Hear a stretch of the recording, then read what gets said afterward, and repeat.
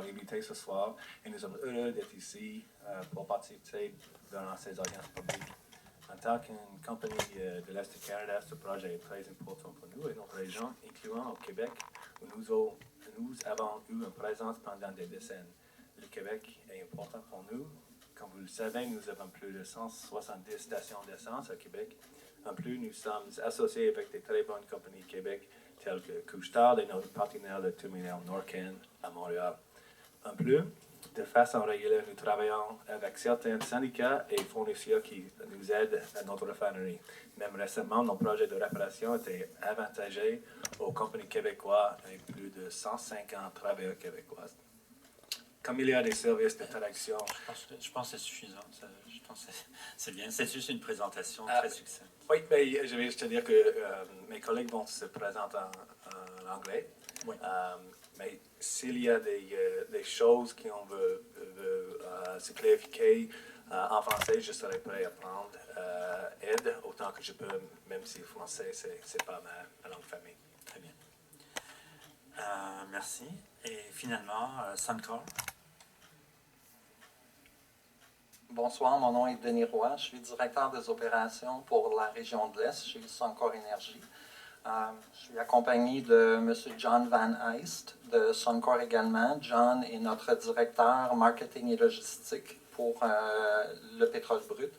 Et puis notre rôle vis-à-vis du projet Énergie Est, on est un client potentiel, un expéditeur potentiel sur la ligne. Merci.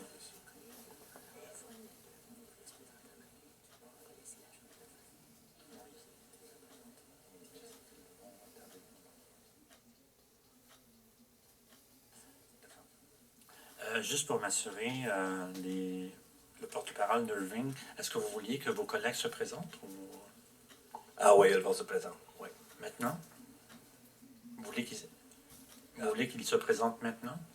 Non, on va le présenter tout à l'heure. Oui. Okay. Parfait, merci.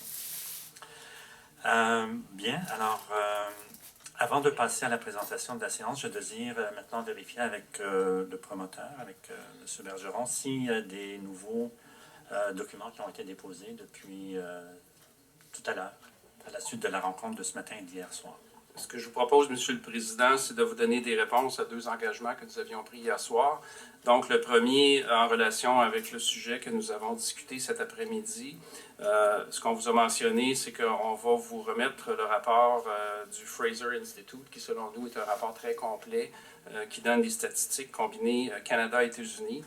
Par contre, suite à votre question d'hier soir, on a des statistiques américaines qui viennent du Bureau of Transportation Statistics, United States Department of State 2014, PHNSA 2015.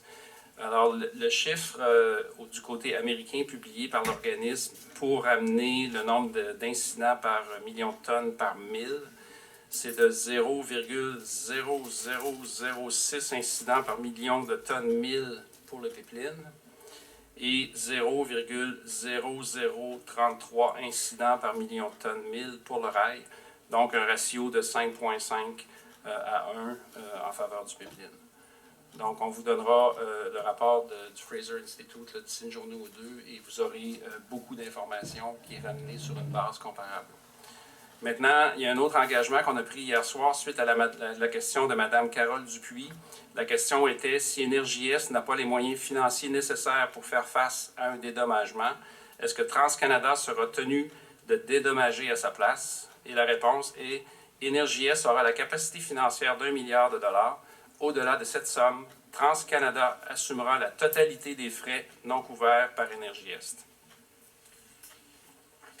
Donc, on reprend sans limite. Exact. Merci, M. Bergeron. Alors, je tiens à vous dire que le registre d'inscription des participants est maintenant ouvert pour ceux et celles qui veulent poser des questions. Vous pourriez aller en arrière à la table d'accueil, en arrière de la salle. Et les personnes qui assistent à l'audience dans d'autres salles, nous avons 3 salles satellites, bien sûr, elles peuvent également s'inscrire. Il s'agit des salles satellites de Laval, Trois-Rivières et la Pocatière. Les registres seront toutefois fermés après la présentation. Nous aurons une présentation de 15 minutes de TransCanada qui aura tout de suite lieu après ma très brève présentation. Considérant le nombre de participants, nous procéderons, comme hier soir, par une première ronde d'inscription au registre et nous fonctionnerons selon les principes d'alternance et de proportionnalité en fonction du nombre total d'inscriptions dans chacune des salles, à la fois la salle principale et les 3 salles satellites. Chaque personne inscrite pourra poser une seule question. Si le temps le permet, nous procéderons à une deuxième ronde d'inscription. A contrario, s'il devait y avoir trop d'inscriptions à la première ronde, les personnes qui n'auront pas eu le temps de poser leurs questions oralement pourraient, si elles le souhaitent, remettre leurs questions par écrit à la coordonnatrice de la commission avant de quitter la salle. La commission examinera alors toutes les questions et décidera des suites les plus appropriées à donner. Je note en passant qu'hier, 5 personnes se sont prévalues de cette offre et nous allons récupérer les 5 questions et une des questions a déjà été posée ce matin au nom de la participante. Je vous signale qu'il y a ce soir également interprétation simultanée de l'anglais au français. Les personnes qui le souhaitent peuvent donc aller chercher les écouteurs au kiosque en arrière de la salle. Ceux qui suivent nos travaux dans le site web du BAP peuvent bien sûr choisir la langue de leur choix. Je profite de l'occasion pour vous informer que si vous avez l'intention de présenter un mémoire ou de faire une présentation verbale, je vous demanderai de signifier votre intention en transmettant au plus tard le 31 mars à midi le formulaire en ligne « Avis d'intention » que vous trouverez dans le site web du BAP ou encore ce soir auprès du personnel de la commission dans chacune des salles. Afin de nous permettre de faire une lecture attentive et appropriée des mémoires, vous devrez nous le faire parvenir au plus tard le 20 avril à midi. C'est grosso modo 5 jours avant le début de la deuxième partie de l'audience, durant laquelle nous allons entendre vos propos, vos commentaires et vos avis.